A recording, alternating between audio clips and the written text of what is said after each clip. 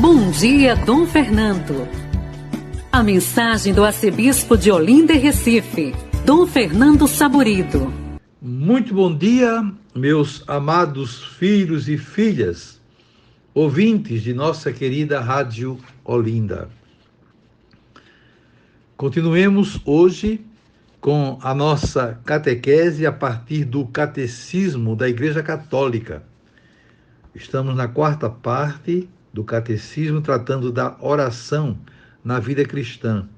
E iniciando hoje o capítulo 2º, cujo tema é a tradição da oração. Estamos no número 2650, que nos diz o seguinte: a oração não se reduz ao surgir espontâneo de um impulso interior. Para rezar é preciso querer. Não basta saber o que as Escrituras revelam sobre a oração. Também é indispensável aprender a rezar. E é por uma transmissão viva, a sagrada tradição, que o Espírito Santo na Igreja, crente e orante, ensina os filhos de Deus a rezarem. Então, aqui está já o primeiro parágrafo, nos dando lições importantíssimas. Lembrando, primeiramente, que a oração não se reduz ao surgir espontâneo de um impulso interior. De forma nenhuma.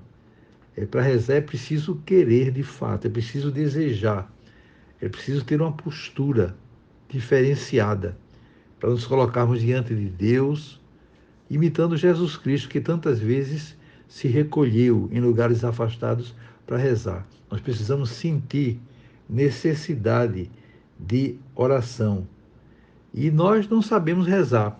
O próprio Jesus nos ensina isso. É o Espírito Santo de Deus em nós que nos dá essa graça, como aqui orienta o catecismo.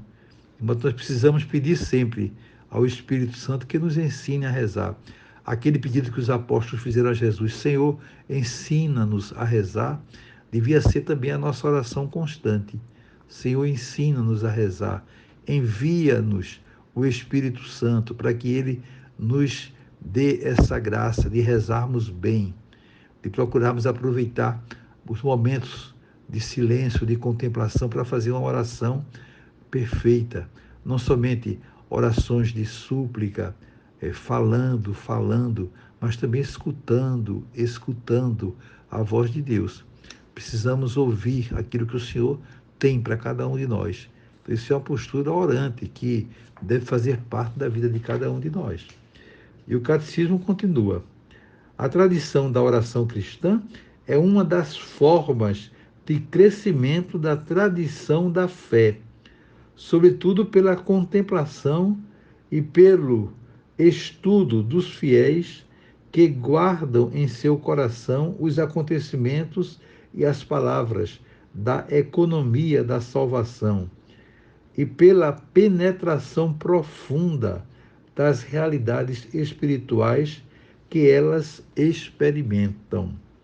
Então, a Sagrada Escritura é uma fonte muito importante de oração.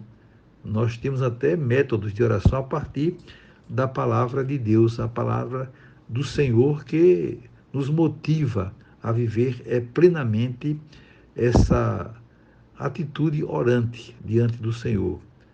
Meditar a palavra de Deus, transformar a palavra de Deus em vida, fazer com que a palavra de Deus realmente motive a nossa maneira de ser, a nossa maneira de viver o Evangelho, porque somente assim, claro, é que nós poderemos corresponder plenamente à graça de Deus. Rezar nos faz bem, rezar é confortante, é algo que nos alivia muito. Como seria importante mesmo, né, que as famílias procurassem estar mais juntas, né, para rezar, né, que as pessoas individualmente, sobretudo depois na missa, depois da comunhão, aquele momento é tão significativo, é tão importante para nós nos colocarmos diante de Deus. Ele está dentro de nós, nos tornamos sacrários vivos. Então vamos aproveitar aquela ocasião para dialogar com o Senhor, para abrir o nosso coração, falar das nossas necessidades e da necessidade dos irmãos, como falamos esses dias. E nós precisamos, na oração, estar sempre lembrados também dos outros.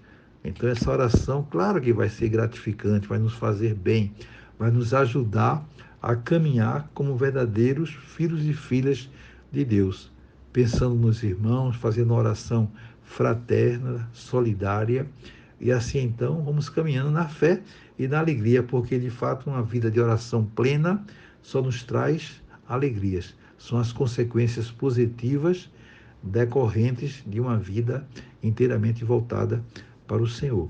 Desejo a todos e todas um dia maravilhoso. Amanhã, se Deus quiser, voltaremos a nos encontrar e sobre todos vocês venham as bênçãos do Pai, do Filho e do Espírito Santo. Amém. Olinda, a Rádio da Fama.